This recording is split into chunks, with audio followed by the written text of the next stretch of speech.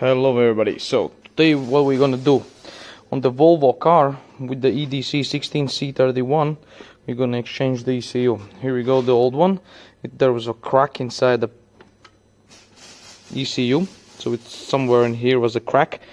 It's just because it was opened up incorrectly, because there's a lot of glue and it's pretty hard to open it, so you have to not open it. And what we do, we've done the reading of ECU flash and the apron, and we're gonna program the used one. This is from the XC70 2006. This car is 2007. It's a V70, but this doesn't matter because there's a 2.4 TDI D5 engine with the 120 kilowatts. This one is the same from the 120. It's just written 136, so don't watch on that. Anyway, we just plug it back on the used one, and let's see what the fault we have.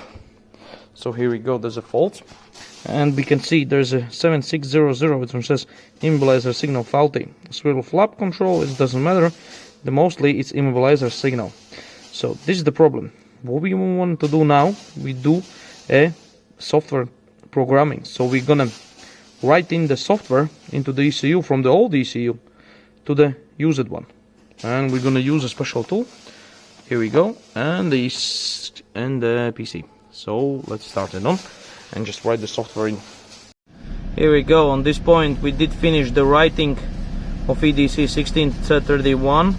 We done the write of an old flash and write on the old EEPROM. The EEPROM is 95320. So in this case you no need to put the ECU in the parts.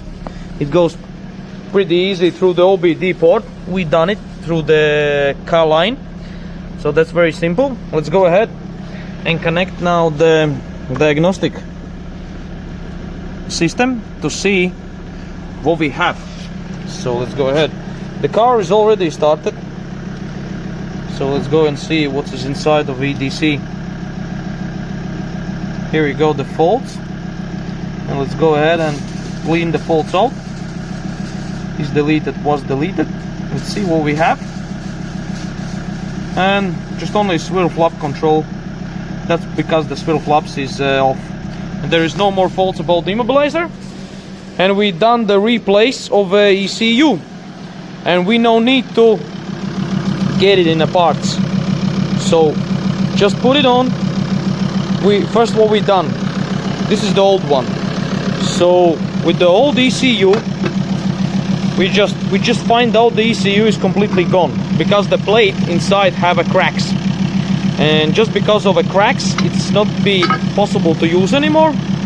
It's very careful to open it. You see what the glue is. Somebody drilling the hole to get the pins to do a chip tuning and stuff like that. So normally I suggest do it all through the OBD port. You don't need to open it. You don't need doing nothing with it. Just leave it how it is. Make sure you not crack the plate. So in this case, we read the EEPROM and the flash, and the same we done with this one. We install it.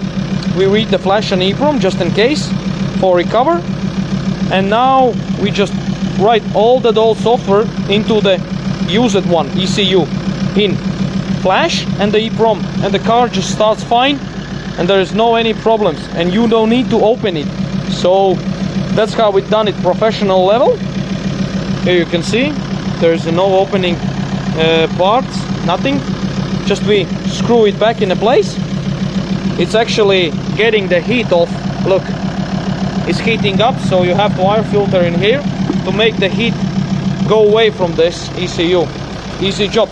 So what can I say? Thanks for watching. That's how it's done through the OBD, cloning the ECUs of EDC16C31.